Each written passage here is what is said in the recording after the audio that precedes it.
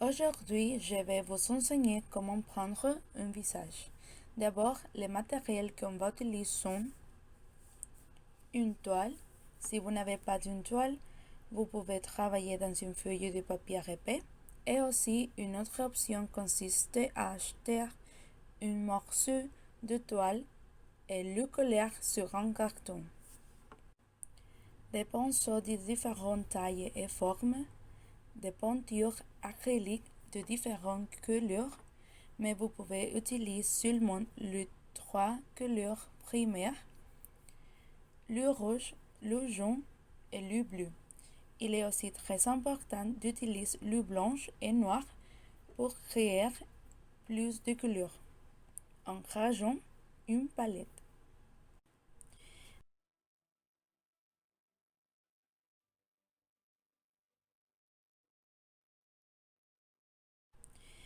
Dans la première étape, on va commencer par un croquis. Je vais faire un dessin au crayon du visage que je veux comme ma base de mon portrait. Ce n'est pas nécessaire que ce soit parfaitement symétrique, uniquement bien proportionné. Dessinez la silhouette du visage, trace le contour des joues, du nez, des lèvres et mettez l'ombre sur les zones nécessaires. Également, n'oubliez pas où la lumière frappe le visage.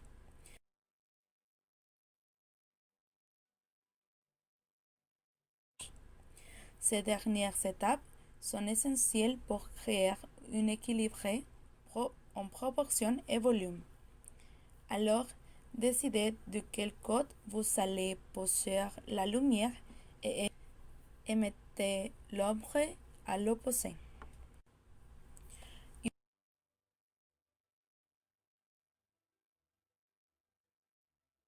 Une fois qu'on a notre croquis, on peut commencer à prendre le visage.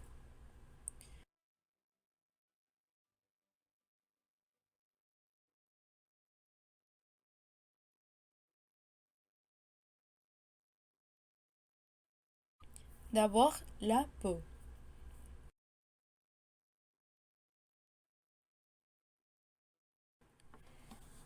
Choisissez une couleur et un ton de la même couleur plus clair pour la zone avec plus d'éclairage.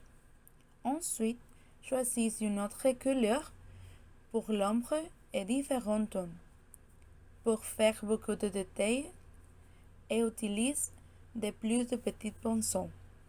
Rappelez-vous qu'on avait déjà tracé l'ombre et la lumière avec des crayons et maintenant on va respecter ces placements.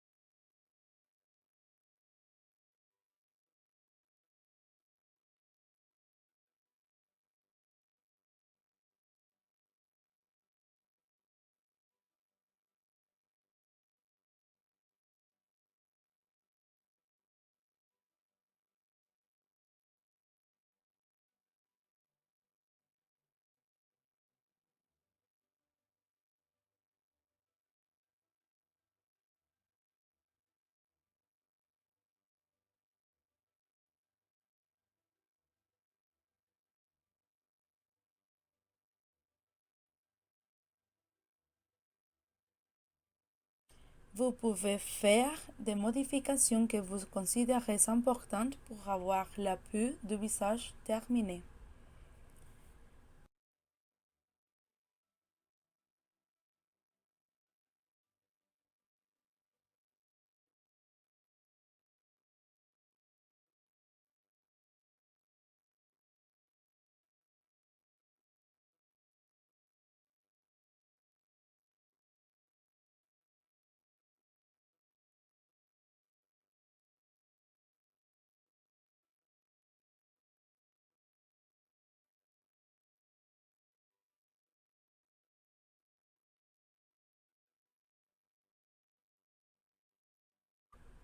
On va peindre la bouche de la couleur de votre choix.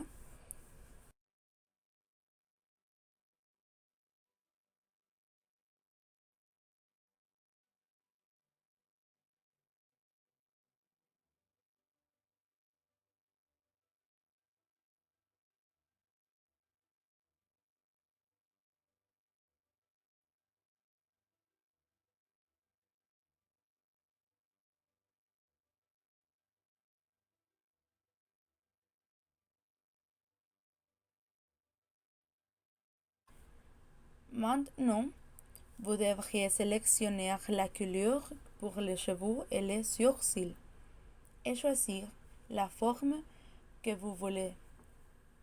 J'avais déjà choisi la couleur rouge et un peu du marron. On va tracer des petits cheveux autour du front.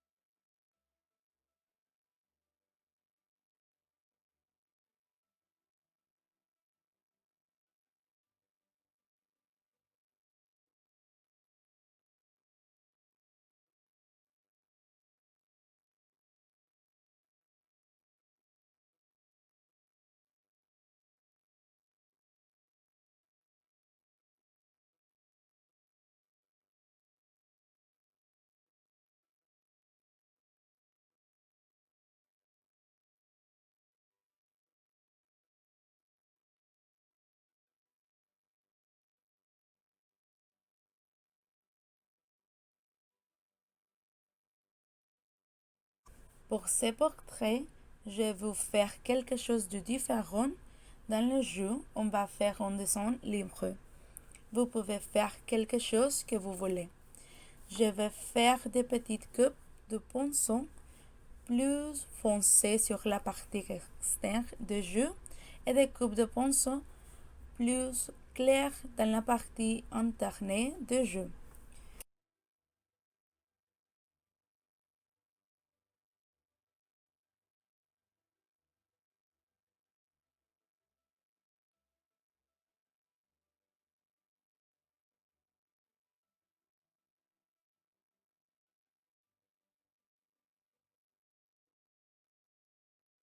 Finalement, on va peindre le fond d'une couleur qui contraste avec notre portrait. Et voilà, le portrait est terminé.